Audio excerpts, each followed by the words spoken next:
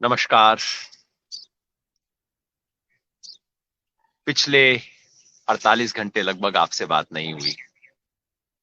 शायद आप में से कुछ लोगों ने सुना होगा, मेरे पिताजी गुजर गए। डैडी कहता था उन्हें, पता नहीं क्यों, शायद माँ ने कहा होगा उन्हें डैडी कहने के लिए। डैडी कल सुबह गुजर गए। परसों शाम को जब हम सभाएं कर रहे थे वहां शाहजहांपुर के गांव के नजदीक, तो मेरे पास संदेश आने शुरू हो गए थे। मेरी बहनों के, दोनों बहनें मेरी डॉक्टर हैं, पिताजी के पास थी। उनके संदेश आ रहे थे कि अब तुम आ जाओ। स्थिति उनकी पिछले एक महीने से गंभीर थी। जब हम लोग अरेस्ट हुए उस दिन भी काफी गंभीर थी, एक महीना पहले। और बहनें पिछले 4-5 दिन से पिताजी से पूछ रही थी कि अब बुला लें, लेकिन वो कह रहे थे नहीं, वो सही काम कर रहा है, उसको करने दो, मत बुलाओ। लेकिन परसों उनका संदेश आया कि अब तुम आ जाओ। आखिरी मीटिंग करके, सकतपुरा की मीटिंग करके मैं यहां पहुंचा। बस इतना गनीमत है कि उनकी आंख खुली थी, पहचाना उन्होंने, कुछ बात हुई। आधी रात तक लगभग होशो हवास खत्म हो गया उनका, लंबी निद्रा में गए और सुबह 5 बजे नहीं रहे पिताजी। कल अंतिम संस्कार हुआ।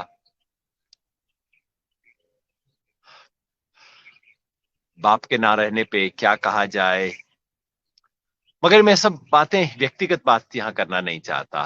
कुछ बात सिर्फ उनके बारे में जरूर बताना चाहता हूं आप सबको, क्योंकि सबके मन में एक तो उत्सुकता रहती है। आप में से बहुत बहुत साथियों ने संवेदना के संदेश भेजे हैं, इतनी दिल को छूने वाली बातें कही हैं। आप सबको हाथ जोड़ के मेरी तरफ से, परिवार की तरफ से धन्यवाद कर सकता हूं।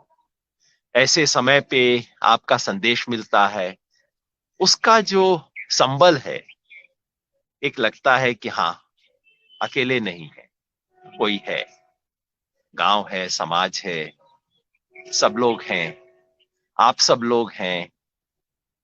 इससे बहुत सहारा मिला है। बहुत बहुत शुक्रिया। मैं कुछ बात उनके बारे में बताना चाहता हूं, पिताजी के बारे में। सिर्फ इसलिए नहीं कि मेरे पिता थे, क्योंकि इस इलाके में, मेरे गांव में उन्हें मेरे पिता की तरह नहीं, मुझे उनके बेटे की तरह याद किया जाता है। और वही होना चाहिए। उसी गांव में मैं बैठा हूं। उम्र उनकी 90 साल हो चुकी थी, 91 लग चुका था जैसे हमारे इधर कहते हैं। और एक तसल्ली इस बात की आप कह सकते हैं कि वो अपने तरीके से गए, अपनी इच्छा से गए, जहां चाहते थे वहां गए, जैसे चाहते थे वैसे गए। कोई 6 महीना पहले उन्होंने तैयारी शुरू कर ली थी, बस कहते थे अब चलने का समय है। 6 महीना पहले उन्होंने पढ़ना लिखना बंद कर दिया था। पढ़ना बंद कर दिया था, लिख तो नहीं पा रहे थे। तो जब पढ़ना उन्होंने बंद कर दिया तो मैं समझ गया कि नहीं, अब उनका मन उठ गया है, क्योंकि पढ़ने लिखने में उन्हें सबसे ज्यादा दिलचस्पी थी। पिछले एक महीने से लगभग उन्होंने खाना खाना बंद कर दिया था और स्पष्ट हिदायत थी हमें कि मुझे अस्पताल नहीं लेके जाना। मेरी बहनें अस्पताल चलाती हैं बिल्कुल पड़ोस में, तो उनकी स्पष्ट इंस्ट्रक्शन थी कि अस्पताल मुझे नहीं लेके जाना। कहा कि आप शहर शिफ्ट हो जाइए, वहां थोड़ा बेहतर फैसिलिटीज हो पाएंगी। बिल्कुल स्पष्ट, जब वो बोल सकते थे 10-15 दिन पहले तक क्लियरली, उन्होंने स्पष्ट कहा, शहर नहीं जाऊंगा। दीदी ने बताया, डैडी आपकी जान को खतरा है जो इस वक्त हो रहा है। तो उन्होंने कहा, हर किसी को मरना है, मरूंगा यहीं मरूंगा, इसी गांव में। ये गांव जो पीछे आपको दिख रहा है, सहारनवास, हमारा पैतृक गांव, जिस गांव में पिताजी पैदा हुए, इस गांव में वो पढ़े 5वीं क्लास तक। उसके बाद यहाँ अहिर स्कूल है रेवाड़ी के अंदर, उसमें पढ़े। और फिर डीएवी कॉलेज जालंधर में गए, बीए किया, आगे एमए किया वहीं से इकोनॉमिक्स में। और फिर जीवन भर राजस्थान के छोटे से कस्बे, शहर श्री गंगानगर में उन्होंने एक कॉलेज में, खालसा कॉलेज, श्री गुरु नानक खालसा कॉलेज श्री गंगानगर, वहां उन्होंने इकोनॉमिक्स पढ़ाई। शुरुआत की थी स्कूल टीचर के रूप में वहीं उसी संस्था में, खालसा स्कूल में 1952 में। और उसके 5-7 साल बाद जब कॉलेज बना तो कॉलेज में पढ़ाया।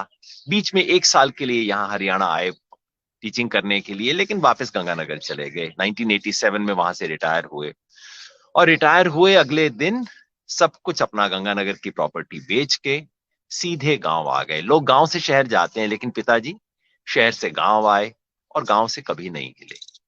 आते थे किसी विशेष काम के लिए, 2 दिन के लिए दिल्ली आ गए, नहीं बेटा मन नहीं लगता मेरा यहाँ पे, बस वापस अपने गांव में यहीं रहते थे। गांव के लिए जो उनकी अगाध श्रद्धा स्नेह था, इसलिए हमने भी तय किया कि जो कुछ उनका करना है यहीं गांव में करना है। स्मृति सभा एक आयोजित की है 25 तारीख को दोपहर 2 से 3 बजे, वो भी यहीं गांव में, संस्कार भी गांव में। उनके लिए जो कुछ करना है यही गांव में। आप स्क्रीन पे देख सकते हैं उनके जीवन का छोटा सा परिचय। पिताजी की मृत्यु हो गई थी 8 साल की उम्र में। पिताजी पढ़े लिखे थे, उनके टीचर थे। मेरे उनके दादाजी भी टीचर थे। मेरे परदादा यानी कि मेरे पिताजी के दादा, उन्होंने बीए कर ली थी सन 1890 में। उनके बेटे यानी कि मेरे पिताजी के पिताजी, मेरे दादाजी राम सिंह जी, वो टीचर थे हिसार में। सांप्रदायिक दंगे में उनकी मृत्यु हो गई। वहां पे एक मुस्लिम मॉब आया, उसने कहा कि अब बच्चों को हमारे हवाले करो। दादाजी ने कहा कि नहीं, बच्चे तो मेरे बच्चे हैं, मैं उनका वार्डन हूं, मैं इस वक्त उनका माँ बाप हूं, पहले मैं।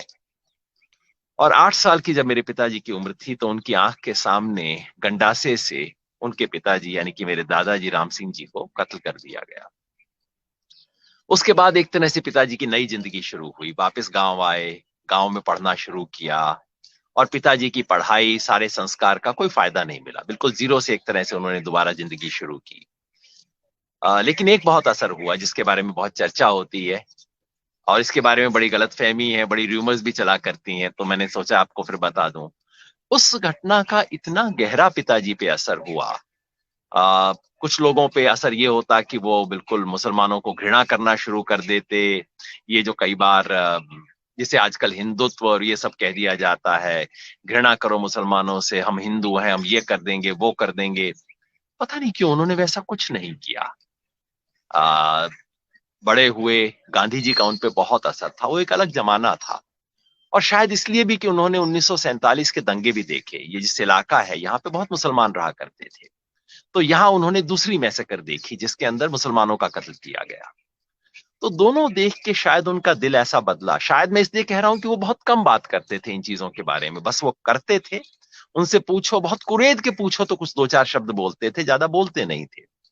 इस सब का उनपे इतना असर हुआ कि जब 1952 में उनकी शादी हुई तो उन्होंने मेरी माँ से एक ही बात कही थी कि मैं अपने बच्चों को मुस्लिम नाम दूं। एक अजीब फैसला रहा होगा ना। जिस व्यक्ति ने अपनी आंख के सामने अपने बाप को गंडासे से कत्ल होते हुए देखा है, वो व्यक्ति कहे कि मैं अपने बच्चों को वो नाम दूंगा उस समुदाय के नाम पे, उस समुदाय के नाम दूंगा जिनके लोगों ने मेरे पिता का कत्ल किया। कहीं घृणा का जवाब घृणा से नहीं देना, घृणा का जवाब मोहब्बत से देना। ये आजकल बड़ी अजीब चीजें लग रही होंगी, और जब मैंने मेरी ये बातें पब्लिक में गई, लोगों ने पता नहीं क्या क्या इंटरप्रिटेशन दिए। अरे डरते थे मुसलमानों से। भाई ये 1952 की बात है, जब वो श्री गंगानगर में थे, जहां कोई एक मुसलमान भी नहीं था। उस शहर की बातें हैं ये सब। तो कहीं उस जमाने में था कि नहीं, हमें देश बनाना है, इस देश को जोड़ना है, हम इस हिंसा से बाहर आए, हमें इस हिंसा से जोड़ खत्म करके अब हिंदू मुसलमान को जोड़ के एक नया देश बनाना है। वो भावना गांधी को, जैसे मैंने कहा, उन्होंने बहुत पढ़ा, तो उस भावना से उन्होंने तय किया कि सब बच्चों को मुस्लिम नाम दिया जाएगा। बड़ी दीदी हुई 1957 में, उनका नाम नजमा रखा गया। थोड़े दिन में मां घबरा गई। उन्होंने कहा मैंने वायदा तो तुम्हें किया था, लेकिन ऐसा, ये लड़की की शादी नहीं होगी अगर ऐसा नाम रख दोगे। तो ऐसा करो, जब लड़का हो तो उससे एक्सपेरिमेंट कर लेना, लड़कियों को छोड़ दो। सो नीलम दीदी बन गई। नजमा जो थी वो नीलम दीदी बन गई। उनका प्रॉपर नाम नीलम ही रखा गया। फिर पूनम दीदी हुई। उसके बाद जब मैं हुआ तो मेरा नाम सलीम रखा गया। कोई निकनेम नहीं था, बाकायदा स्कूल में रखा गया। लेकिन वहां कोई मुसलमान था नहीं। मुसलमान होना क्या होता है मुझे पता नहीं, और हर कोई मेरे से पूछता था, अरे तुम मुसलमान हो क्या? अरे तुम्हारे पिता देवेंद्र, तुम्हारी माँ कमला, तुम सलीम कैसे हो? कुछ तो लफड़ा है, गोद लिए हो क्या, ये हो क्या, वो हो क्या। और मैं ऐसा तंग आ गया, मैंने घर में आके कहा किसी बच्चे से कोई पूछता नहीं है उसके नाम के बारे में, सिर्फ मेरे से पूछा जाता है। आप मेरा नाम बदल दो, नहीं तो मैं स्कूल नहीं जाऊंगा। 5 साल का जब मैं था तब ये बात हुई। तो खैर, नाम बदल दिया गया योगेंद्र। और मजे की बात यह है कि जिस दिन से मेरा ऑफिशियल नाम योगेंद्र हुआ, ये ताने वाने सब बंद हो गए। हालांकि मेरा स्कूल, मेरे दोस्त, मेरे बचपन, मेरा मोहल्ला, मेरे रिश्तेदार सब मुझे केवल सलीम के नाम से जानते थे और आज भी जानते हैं। खैर, बात अपनी नहीं कर रहा था, पिताजी की कर रहा था। और ये सारा किस्सा मेरे बारे में नहीं है, मैं उसमें क्या कैरेक्टर हूँ, किस्सा उनके बारे में है कि कोई व्यक्ति ये सब काम कर सकता था। कोई जमाना होता तो इस पे कहानियां लिखी जाती, फिल्में बनती इस चीज पे ऊपर, लेकिन आज ये जमाना है कि इसके ऊपर तंज कसे जाते हैं, इसके ऊपर ताने दिए जाते हैं, पता नहीं क्या क्या बातें। अरे ये सलीम है, सलीम यादव, और सलीम यादव क्या कर रहे हो? कैसे देश में हम आ गए। खैर, पिताजी उस देश में अपने असूलों पे रहे। दो बात उनके बारे में जस्ट कहना चाहता हूं। पहला तो उनकी सादगी, सादगी से जिंदगी जी। तब भी जब पैसे नहीं थे, एक छोटे शहर के स्कूल टीचर और हेडमास्टर, कॉलेज लेक्चरर। और तब भी जब पैसे आ गए, जब उनके बच्चे कुछ अच्छी जगहों पे, जिसे समाज अच्छी जगह कहता है, उस सब पे आ गए, तब भी वो अपने तरीके से रहे। गांव में इसी पुराने घर में बिना कोई ज्यादा बदलाव किए वहीं पे रहे। यहाँ से रेवाड़ी 5 किलोमीटर दूर जाता है। और 30 साल जब वो गांव में रहे, आके 87 में आ गए थे, और देखिए उसके बाद 33 साल से गांव में थे। तो हमने कहा वहां जाने के लिए कुछ गाड़ी, जैसे आमतौर पे आजकल लोग गाड़ी ले लेते हैं। पिताजी ने कहा नहीं, मुझे गाड़ी का कोई काम नहीं है। कहा साहब आप एक स्कूटर ले लो। उन्होंने कहा नहीं, मैं स्कूटर का क्या करूंगा। और उन्होंने अपनी एक छोटी सी लूना ली वहां रेवाड़ी जाने के लिए। और हमें इतना डर लगता था कि सड़क के ऊपर किसी ने धक्का भी मार दिया तो लूना पता नहीं कहाँ चली जाएगी। लेकिन लूना से ऊपर नहीं गए, ना स्कूटर ना गाड़ी। घर में मुझे याद है, लेक्चर होते थे, घर में फ्रिज नहीं था, घर में टीवी नहीं था। बाद में रिटायरमेंट के बाद टीवी लिया न्यूज देने के लिए। उस घर में भैंस पाली जाती थी। शहरी घर था हमारा, लेकिन खाना पीना ग्रामीण था, संस्कार ग्रामीण थे, विचार ग्रामीण नहीं थे। तो उसी घर में भैंस भी पाली जाती थी। पिताजी भैंस का भी ध्यान रखते थे। मैं रोज जाके भैंस के लिए पट्ठे, यानी कि उसके लिए चारा लेके आया करता था। लेकिन उसी घर में फर्स्ट फ्लोर के ऊपर पिताजी की लाइब्रेरी थी। उसमें गांधी थे, उसमें मार्क्स थे, उसमें लेनिन थे, उसमें जयप्रकाश थे, उसमें लोहिया थे। वियतनाम पे चर्चा होती थी, साउथ अफ्रीका पे चर्चा होती थी, देश दुनिया के बारे में होती थी। तो जो मुहावरा चलता है ना, सादा जीवन उच्च विचार, मेरे पिताजी के बारे में बहुत लोग ये बात कहा करते थे कि सादा जीवन उच्च विचार देखना हो तो इस आदमी को देखो। साधारण खादी के कपड़े, वो खादी वाली जिद भी नहीं गांधीवादियों की, लेकिन बस साधारण खादी के कपड़े आमतौर पे। और बिल्कुल चुपचाप से कोने में बैठे हुए, अपने प्रति कोई बात जो उनके प्रति आकर्षित करे उससे दूर हट जाते थे कि नहीं, मेरे पे फोकस ना आए, मुझ पे लाइमलाइट ना आए। उनके बच्चे बड़े हुए, दुनिया ने कहा प्रसिद्ध। अब मैं अपनी बात नहीं कह रहा, मेरी दोनों बहनें इस इलाके के अंदर बहुत जानी मानी डॉक्टर हैं, हमारे जीजा जी और इस सब लोगों ने बहुत समाज के लिए काम किया। लेकिन वो इस लाइमलाइट से एकदम दूर रहते थे। बस सीधा गांव का एक साधारण सा व्यक्ति उस तरह से रहते थे। 4 एकड़ की खेती इस गांव के अंदर, बस उस पे रहते थे, उससे दूर, बाकी किसी भी लाइमलाइट से अलग। लेकिन विचार जो उन्होंने दिए हमें, वो विचार थे। जैसा मैंने कहा, लाइब्रेरी थी। और लोग कहते हैं मैं जेएनयू जाके पढ़ा। दरअसल हकीकत ये कि जेएनयू जाने से पहले मैंने मार्क्स भी पढ़ लिया था, लेनिन भी पढ़ लिया था, जयप्रकाश भी पढ़ लिया था, गांधी भी पढ़ लिया था, पिताजी के चलते। लेकिन अपने विचार थोपने हैं ऐसी कोई कोशिश नहीं। ये विचार है बेटा, पढ़ लो जैसा तुम्हें ठीक लगे। बस सिर्फ एक दो चीजें उन्होंने कही। एक, अपने विचार को जन्म के संयोग से बांध के नहीं देखना। पैदा आप मर्द हो गए हो तो इसका मतलब मर्दों की वकालत करोगे जिंदगी भर, ये नहीं हो सकता।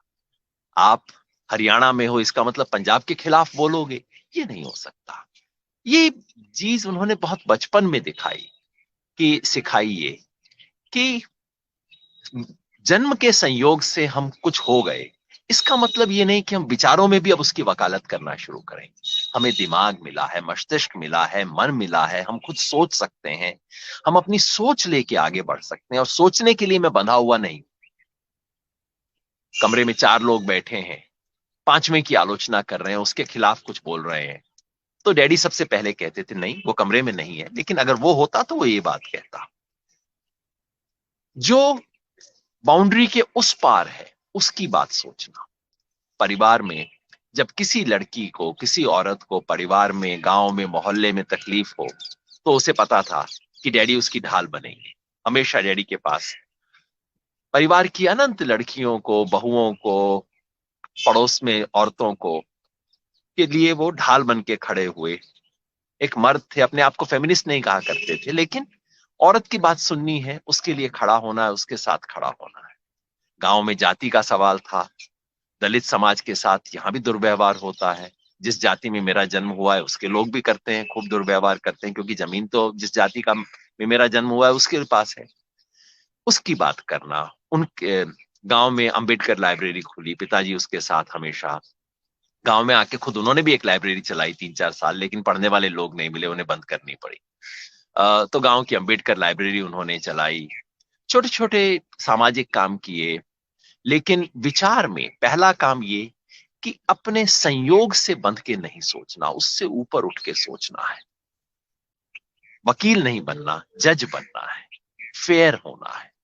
फेयरनेस एक तरह से उनके पर्सनैलिटी को कैरेक्टराइज करती थी। आप उनसे आके कह सकते थे कि आप अपने विरुद्ध मुकदमा कीजिए, आप अपने खिलाफ गवाही दीजिए, अपने बेटे के खिलाफ बोलिए। ये बात उनसे तत्काल की जा सकती थी। दूसरा, जो अपने विपक्षी की बात को समझना। मुझे याद है मैं बचपन में डिबेट करता था, तो डिबेट कभी करके आया, उन्होंने कहा अच्छा डिबेट बोल के आओ। क्या बोला बेटा, बोलना। मैंने बोला। उन्होंने मुझसे कहा कि तुम्हें विश्वास है तुम जो बात कह रहे हो सही है?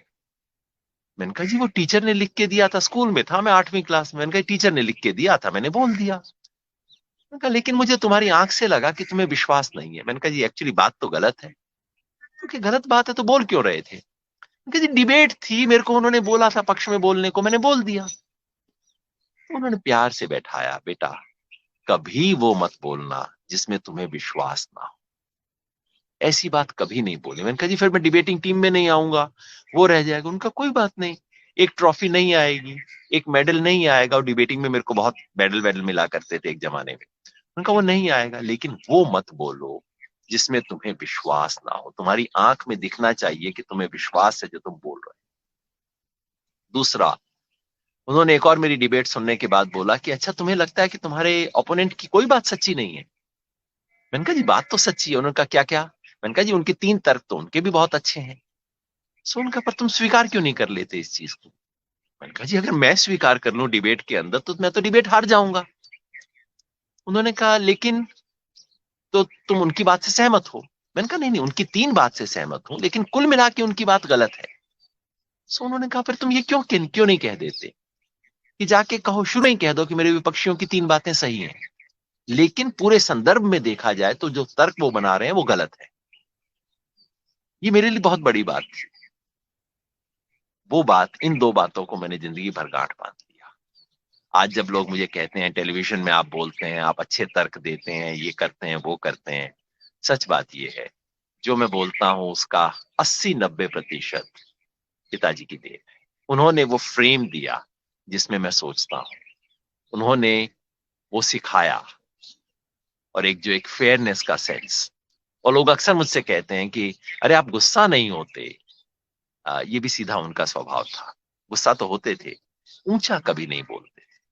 जिंदगी में शायद कभी मैंने उनको आवाज ऊंची करके बोलते हुए नहीं सुना। थोड़ा कान नजदीक जाके उनको सुनना पड़ता था अगर उनकी बात सुननी। खैर, अपने पिता के बारे में कौन कितनी बातें हर व्यक्ति कर सकता है। बस मैं इतना बताना चाह रहा था कि उन्होंने क्या कुछ दिया जो मुझ में आपको कई बार गुण दिखाई देते हैं, वो दरअसल मेरे नहीं है। मैं ये जानना चाहता था, ये कबूलनामा करना चाहता था कि ये जो आप मुझ में देखते हैं मेरा नहीं है, ये उस व्यक्ति का है जो कल चला गया। जैसा मैंने कहा, विचार से ज्यादा सामाजिक आंदोलन में उनकी आस्था थी। उन्होंने खुद गंगानगर में संपूर्ण क्रांति विचार मंच शुरू किया।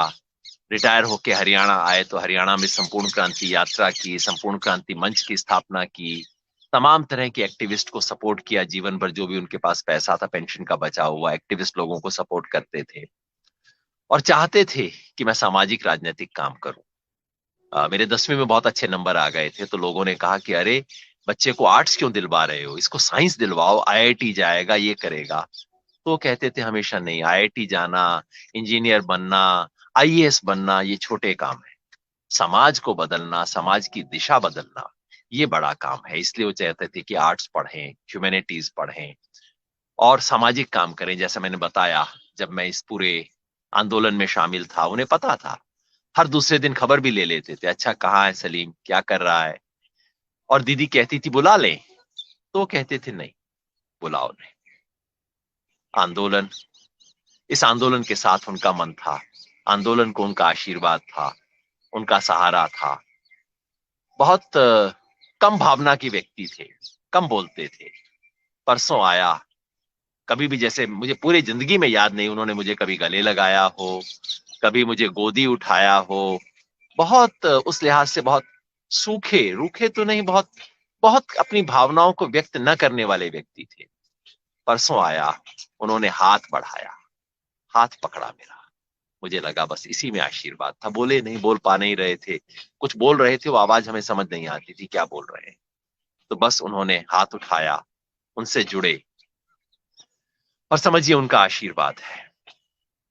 बस मुझे आज के दिन छुट्टी मिली है।